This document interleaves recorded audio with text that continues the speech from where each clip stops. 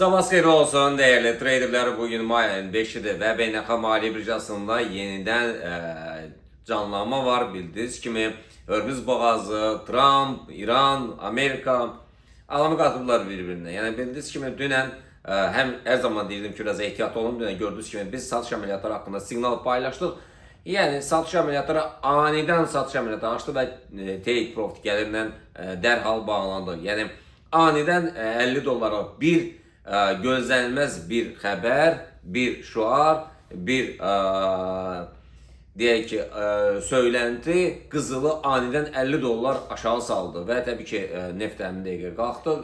Eyni zamanda qızılı, euro dolları, funt dolları, gümüşü sürətlə, yəni hətta bitcoinlə, yəni sürətlə aşağı doğru istiqamətə davam etdirdi.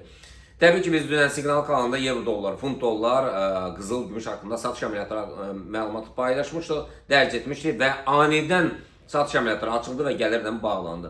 Bugün də səhər saatlarında biz Telegram siqnal kanalında artıq canlı yayında, Instagramda da biz paylaşdıq qızılın 4540'dan alış əməliyyatları hazırda 4553'dür. Yəni 13 dolları bir qalxış oldu və hələ ki gəlirlər. Növbəti hədəflər 4565 təbii ki take profit'dir. Ondan sonraki hədəflər 4570'lərdən sonraki alışlar 4587 və 4602'lərə qədər yüksəlməsi gözlənilir. Təbii ki, hər dəfə qalxanda trailing stopdan mütləq istifadə etməyiniz. Eyni zamanda əgər trailing stopdan istifadə edə bilmirsinizsə, gəlir olanda stop lossları gəlirə çəkin. Yəni bu kifayət edər ki, sizin istənilən bir əməliyyatınız uğurla nəticələnsin. Keçək biz gümüşə. Gümüşdə nələr baş verdi? Səhər saatlarında 73'də biz alış əməliyyatları dərc etdi və 73-400'lərə qədər qalxdı. Bu mükəmməl bir nəticədir. Hələ ki, ümumi istiqamət yuxarıda, yuxarı doğru istiqamət davam edir. Növbəti hədəf 73-450'dən alışlar və 73-700'lərə qədər birinci hədəfidir. Satış əməliyyatları alternativ ssenaryoda 72-400'dən olacaq. Bitcoin'e gəldidə isə dünən sürətlə yuxarı doğru istiqaməti davam etdirdi. Sonra nə qədər qalxmışdı o qədər endi, yenidən sürətlə yuxarı doğru istiqaməti davam etdirdi. Yəni 81'lər oldu, hədəf olaraq 82'lərdir ən yaxın hədəf. 82-83'lər.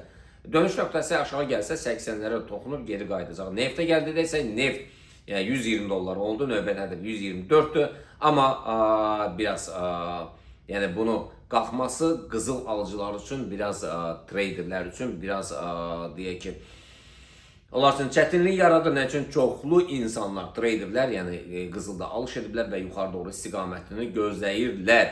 Bugün alışlar neftdə 119.90'lara demək olar ki, 120'lərdən sonra alışlar olacaq. Satışlar isə 117'lərdən.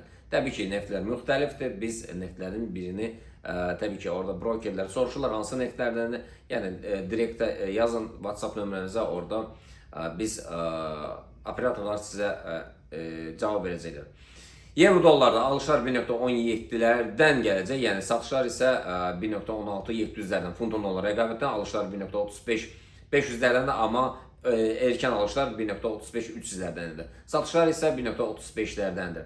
Nasdaq S&P Dow Jones DAX-a gəldidə isə yəni Nasdaq-dan S&P qalxır, DAX-la Dow Jones biraz ləngir, amma ümumi istiqamət yuxarı olacaq. Belə əzizlərim, özünüzə yaxşı baxın.